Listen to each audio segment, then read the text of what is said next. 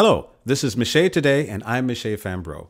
Recently, I was asked to travel to New York City to sing with a friend of mine, Nick Kellie.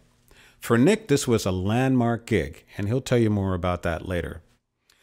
The band had never rehearsed, and although the musicians were exceptional, it's still a bit unnerving not knowing what to expect. And if that wasn't stress enough, the traffic had us concerned that we weren't going to make the sound check on time. The day starts at Nick's place in Astoria, New York. Yeah. Aurora. Yeah. Aurora. What is that? Aurora? That's a parrot. A parrot? Okay. Yeah, because I thought I'd be all sophisticated and give them Spanish names.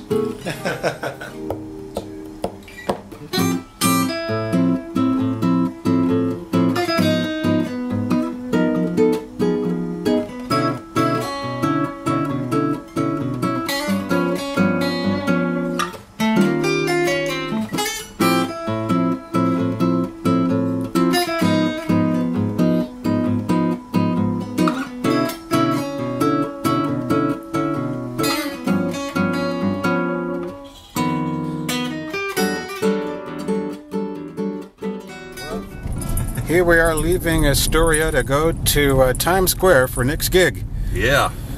And so we're going to traffic, but at least it's Sunday, so it's not too bad. Yeah, and the good thing about Sunday is you can park in Manhattan for free all day. Well, this has been a nightmare. Yes, it has indeed.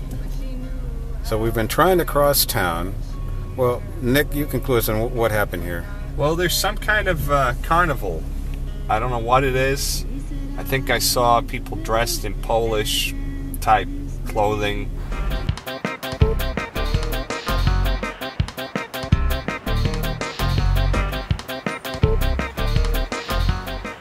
I think that's the drummer.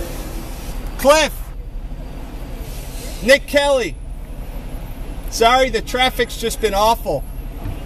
Well, yes, we made it. In a moment, I'll show you a couple of brief clips from the show, but first, a little something about Nick. Look, Nick, all the time that we spent down there together, I failed to ask you some very simple but important questions. Tell me about where you're from. You're from England. Elaborate.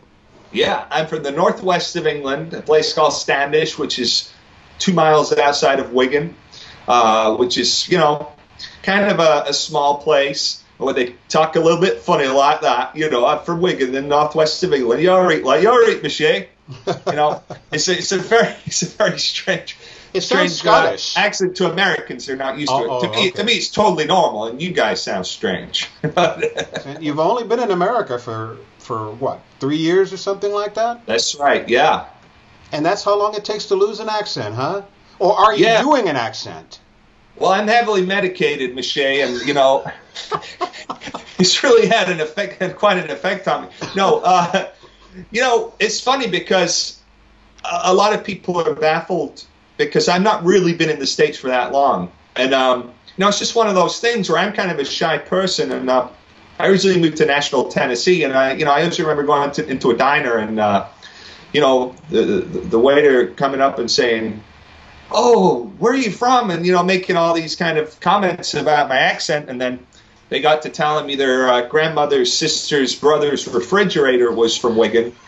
And, you know, I get into these long, drawn-out conversations, not only in that diner, but in general. People would stop me and say, "Gosh, I got to ask you where you're from." And, you know, because I had a very strong accent when I arrived, you know, they talk a bit like that. And it's a, you know, a strong kind of accent to Americans who are not used to hearing it. So I'd say, go into a diner and say, "Can I have a glass of water?" And they'd say, "Excuse me, darling, I don't understand your accent." I'd be like, "A glass of water." And they're like, "Oh, sure." You know. So it would, you know, it's one of those things. And it wasn't so much deliberate as a gradual thing where I didn't even realize it was changing until other people told me it had. I see. I'm surprised you never popped up. Yeah, well, I have a vacuum cleaner from America. You know, it's that would have went there. Right. Anyway, Nick, man, that's really all I needed, and we're going to check out some of the footage from the club. Thanks again, buddy. Thank you, Miche.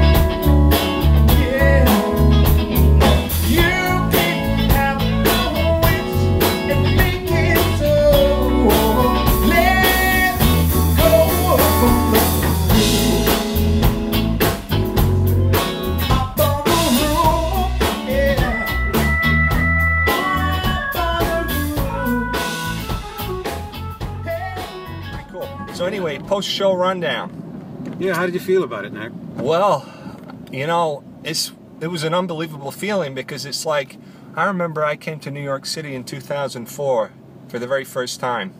And I went to see a guitar player named Jonathan Kreisberg, and I also saw Pat Martino playing at the Iridium.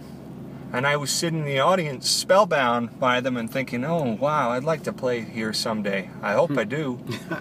And then lo and behold, almost 10 years later, I am, in fact it was in February, so yeah, it will be 10 years later in February. And I achieved my goal, which is unreal to me, just wonderful feeling. I should mention both Miche and I both wore cowboy boots tonight. Yeah. All right, well I guess we'll sign off for now. Yeah. That's been it from me and Miche. Okay, take care, folks. Well, I'd like to thank my guest, Nick Kellie. Congratulations on a great gig, and thank you for letting me be a part of it. See you next time. Okay, I'm after John Mayall. After John Mayall. Here we are, Times Square. Look at it. All right. Times Square, New York City. And my name is going to be in lights after this. October 4th and 5th is John Mayall. Unable to do it. Okay, so I'm coming up. Just a few short moments. Just a few short moments. There we are. Nick Kellie, Iridium, Times Square, on Broadway. There we go. You got it? Any lasting words?